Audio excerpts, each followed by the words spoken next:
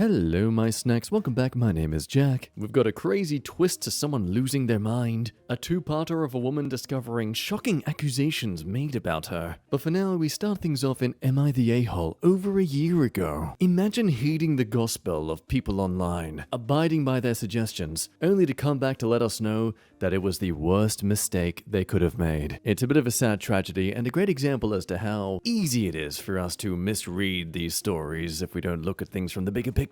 So it starts, would I be the a-hole if I didn't let my daughter's father into her life? Some background. When I, 20 female, was 16, I was in love with Matt, who was 2 years older than me. We were just friends until we started spending more time together, but we never really put a label onto our relationship, and he always dodged answering when I would ask him if we were exclusive. It wasn't long before we started sleeping together. We kept this up for a few years. Around the time I was turning 18, I found out he joined the Air Force in honor of his deceased father. He promised to keep in touch, but did the exact opposite. Stellar gentleman. To my surprise, he left me a gift in the form of a baby, and I had a hard decision to make. After hearing the heartbeat, I couldn't deny that I wanted the child and decided to keep it. I eventually gave birth to a beautiful baby girl, naming her Jade. But because our relationship was pretty hush-hush, I decided not to tell anyone who the father was.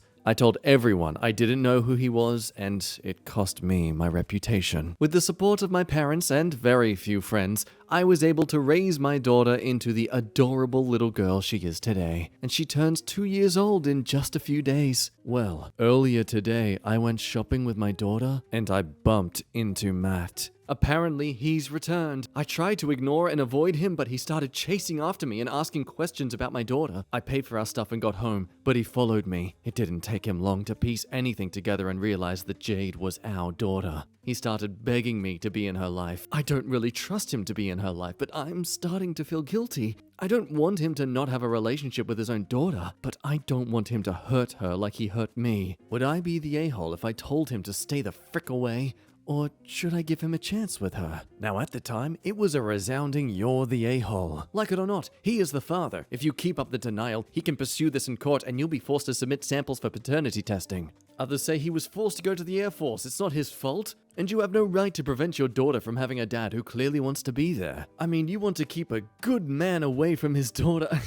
Come on, a good man? Even pretending I haven't read the update, you can't call a guy who didn't want anyone to know he was with this woman, nor would he ever let her be exclusive with him, as a good man. There is also that fair assumption too, where everyone sucks here. Someone can be a crappy boyfriend, but a great dad. Also, you were both young. I personally would give him a chance, and I can understand that.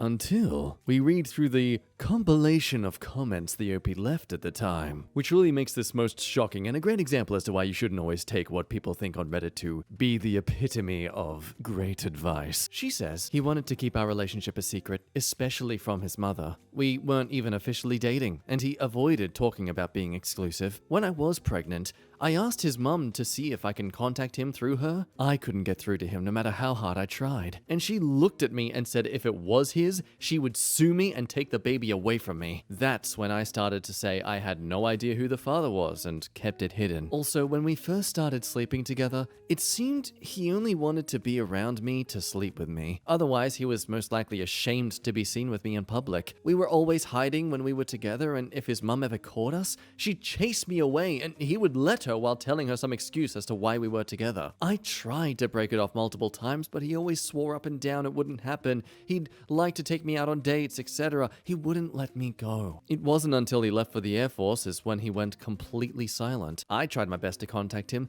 I even asked his mum, and she refused. Now he's back and he's trying to get in my pants again while he's begging to be in Jade's life. I know that once he gets what he wants, he will likely just leave again. Well, over a year later, just 10 days ago from now, the OP has returned to let us know just how great and useful our advice was in the end. Time for some humble pie, Reddit. First, giving a quick summary, as well as a summary of that extra information that was in the comments. Now for the update and beyond that. I told a friend that knew both me and Matt pretty closely, and she had become my best friend. She decided to have her brother draw up a contract for me to use, so that I can safely have Matt in Jade's life without me having to worry. me. I told Matt, and we both signed the contract, and my friend had her brother do his thing to notarize it. The first thing he asked me once everything was signed was that if this meant we could sleep with each other again. Well, that absolutely proves that he did not at all mature from Air Force. I said no and stayed firm that this wasn't for us, this was for them. It wasn't long before I learned he was engaged to someone else anyway, so I was confused on why he even asked. Whenever he came to see Jade, he would complain about his fiancée and how his mum is making him marry her. I didn't say anything about it until he started flirting with me and asking to be with me. I told him he is engaged and I am not going to be the other woman, and neither is my daughter. Now, see, at this point, you kind of just gotta expose him to that fiancée. He's engaged, signed a contract with you that he clearly, for some reason, thought that it was like a sex contract. Oh yeah, it's just like signing the terms and conditions for OnlyFans. But oh boy, are you ready for this man's attempt to be romantic and extravagant in declaring his passion and commitment to OP? He proceeds to bring her to the place I work at and break up with her there. Oh, God. Remember, people of the internet, you suggested this. Which in turn, she comes up to me and tells me that people talk, and she knows what I've been doing. I felt guilty about it first, but Matt really stepped up after that happened. He became even more attentive towards Jade and spent as much time with her as possible, and even revealed himself as the father to my parents and everyone else. I found myself hoping for us to become a family and rekindling my feelings for him. He convinced me that he was serious about us, and I began sleeping with him again. I had found out from someone else that he was going to be sent out again, and I confronted him and asked if he was going to tell me. He said he was, and that this time he will keep in contact with me and Jade. He went and was doing okay for a while. He contacted us every Friday, but then suddenly he stopped contacting me. He wouldn't answer my calls or texts. It was like the past all over again. I tried asking his mom, and she just brushed me aside and told me to do a DNA test so she can either take custody of Jade or take me to court for falsifying Matt as the father. It didn't help that I learned he was engaged once again to that woman, and that I learned that I was pregnant once again. Thank you, Reddit advice. That is where my update ended, but now I have more, which inspired me to come back to Reddit. It's been 8 months since then, and I have moved into a new house and left my old house behind. I wish I could say that I found a new love, but that's not the case. I don't even think I'd be capable of finding someone new right now with 2 kids under my belt. I've been scared to get back out there after my experience with Matt, but that's not what I'm posting about. I think I'm afraid of what would happen when he returns in a few months. I don't know if he would come looking for us again, or if I should even let him back into our lives. I've tried for months to get a hold of him with no success. I've tried letters, going through friends, etc. My best friend's brother has a friend that's in his unit, and they can use phones, have service and such, but I have no idea why he pulled the disappearing act again, or why he's engaged and set to marry that woman again. Jade stopped asking for him months ago, just after he broke her heart. She's cried for him so many times. I'm happy she's forgotten him because she's back to her usual happy-go-lucky self, but I really don't think I'm going to make the mistake again and let him back into our lives. It's better without it. So you guys can judge me and tell me I'm horrible, but I know what's best for my daughter and now my son. Thank you for reading this far, and I hope I won't have to update again. To those of you who supported me, thank you. And along with that came a quick little edit to summarize that while it is a bit vulnerable to open the floodgates to judgment once again, she can acknowledge that what Reddit suggested was to let him in her life, not to sleep with him again. Her falling back into this classic mockery of genuine feelings was absolutely on her, and you know what? It's mature of her to acknowledge that. And in a positive, after reading most comments, they've decided to look into getting a lawyer. Hooray for contracts! Over to a crazy experience found in r/glitch in the Matrix. Opie is very certain they are losing their freaking mind. I was never one to believe in paranormal stuff or whatever, but I have no idea what the frick is going on with me right now, and I'm genuinely considering seeking professional help. I live in a really small shared dorm apartment with 2 roommates. There's this hallway that if you face it, there are 2 bedrooms to your right, 1 bedroom to your left, and a closet at the end of the hallway facing you. The bedroom on the left is right next to the closet. When we moved in, my roommate always complained that they got a closet instead of a bathroom like me and my other roommate had in our rooms. This closet has a bunch of our shared stuff, including my clothes, gifts, keepsakes, whatever. Today, I got back from visiting my parents and I came back to put away some clothes from this closet, but I opened it and saw a freaking bathroom. A bathroom with a toilet and a shower and everything. I was only gone for 2 days, and we rent this place, so it couldn't have been randomly built or something. I told my roommates, but they freaking said it was always a freaking bathroom, and they had no idea what the hell I was talking about. I can't find any of the stuff that was in that closet anymore, even though I had a ton of memorable keepsakes in that closet. What the hell? I spent all day just sulking in my room, feeling miserable. I am not crazy, but that bathroom was a freaking closet just 3 days ago. I feel like I'm losing my goddamn mind. I'm genuinely considering seeing a psychologist right now. Of course, this made very many people curious. Check if the important stuff maybe is now stored at your parents' place or other semi-plausible locations. Of course, based on the history of some Reddit stories where that one person thought they were going insane and someone else was in their house only to realize they had carbon monoxide poisoning, it's not surprising many are quick to suggest to write down everything so they can keep track of possibly becoming extremely forgetful. But what's crazy is that this actually isn't what it is at all. Yeah, damn. Your alternate universe self must also be freaking out because he was sure that was a bathroom. But what does it reveal to be? Well, in a very, very short update, which honestly is kind of concerning because this is all they left, and it's been 9 months since. Edit. I have a brain tumor. So there you go. If you're ever curious just how that sort of thing can affect one's mentality and brain in general, yeah, it can make you apparently feel like you've tripped into an alternate universe. Either way, I genuinely hope this person is okay and their attempts to sort out this tumor didn't come to some sort of tragic conclusion. But the brain tumor explains a lot. Capable of corrupting your memories, that closet was something Opie remembered from years and years ago, then brought it to the present day, surrounding it with false memories. Brain tumors do that. Over to another two-parter story.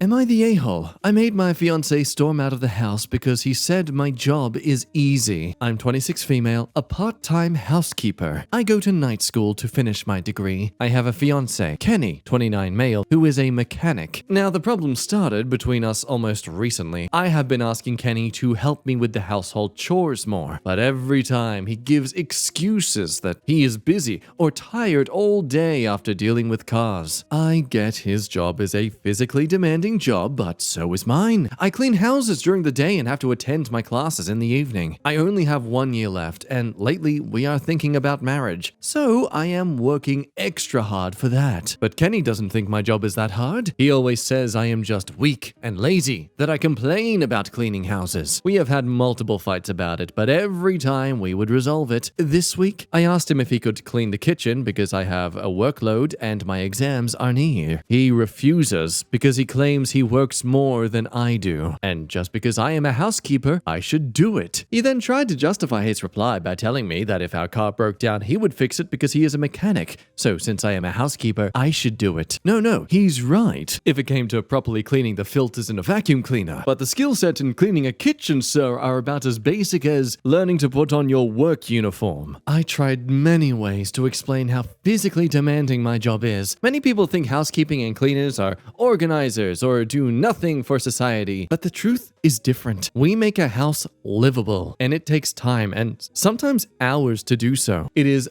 physically and emotionally draining, and not to mention how underappreciative some people can be. But no, the fight just escalated. Lastly, the thing that made me want to throw him out was when he said, I